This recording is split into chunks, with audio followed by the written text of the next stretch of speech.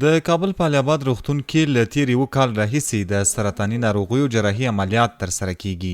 په دغه روغتون کې تازه د نیک محمد په نامه د مرۍ پر سرطان د اخته کس بشپړ او ډاډمن عملیات ترسره شول چې اوس مهال روغتیايي حالت د ډاډ وړ دی. په دې اړه جراح ډاکټر امین یمال داسې وایي: د مرۍ د منځنۍ برخې سرطان یې درلوده. وروسته له عملیاتو څخه مریض ته کیموتراپي یا شیمودرمني اجرا شوله او مریض نن ورځ ورته د مرۍ عملیات یا د ساده اصطلاح ورته د مرۍ د منځنۍ برخې عملیات اجرا شو چې نوموړی عملیات د میکیونیزولیکټمي په نامه یادیږي. دا په دوه قسمه دی، یو لاپراسکوپیک او بل واز یا خلاص عملیات چې دواړه عملیاتونه الحمدلله په الیاباد کې اجرا کیږي. مریض ته نوموړی عملیات اجرا شو او مریض د عملیات نه وروسته ریکوري ته انتقال شو چې عملیات په خیر سره او په بریالۍ توګه سرته ورسېدل. بلخوا د کابل طبي پوهنتون اړوند د الیاباد تدریسي روغتون د سرطاني ناروغیو د مرکز امیر ډاکټر عبدالمنان باوري بیا وایي له تیر یو کال راهیسې په یاد روغتون کې د نورو سرطاني ناروغیو د درملنې ترڅنګ 40 د مرۍ سرطان عملیات هم په بریالیتوب سره ترسره شوي دي.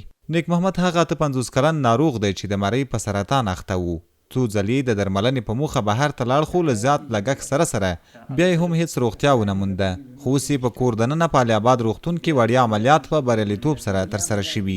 نوموړي او کورنۍ د ناروغۍ او بیا روغتیا په اړه STR نیوز ته داسې وویل: پساګان استری نامه کې پاکستان ته لاړم او هیڅ سرطان ده دی بیا چې روغ معمولیت ته یې نه وخوړه درو سوار رسمي استم چې نه یې بیا چې خدای پاک دې د هسپتال درو واستم شاوس کړه ته څلور پنځه ورځې خمالې خلای شم.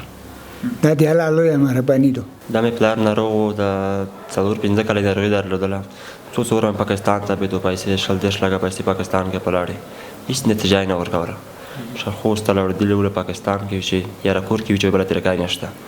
دا شفقانده چې راغلو دا کې معاینات مو چې وکړه شپږ دوزې واکسین راکړې. واکسینونه وروسته شوي چې یاره عملیاتو ته بوځي عملیات 100% کامیاب شول. ماړی کې ټیر دی چې ټیر دی یو دوه کونه مې دلته په پایپ کې شو دی ورکولې بله طریقه یې نه وه. اوس چې عملیات کړم په شکر الحمدلله بیخي ټول دره خوشحاله چې دنه موږ ډېر خوشحاله دي ډاکټران ډېر ورته خوشحال دي. په هیواد کې د کابل طبي پوهنتون اړوند د الیاباد تدریسي روغتون ته له تیر یو کال راهیسې شاوخوا 400 زره پر سرطان اخته ناروغانو مراجعه کړې ده چې له دې ډلې د شاوخوا 1200 ناروغانو لوی او کوچني عملیاتونه ترسره شوي دي.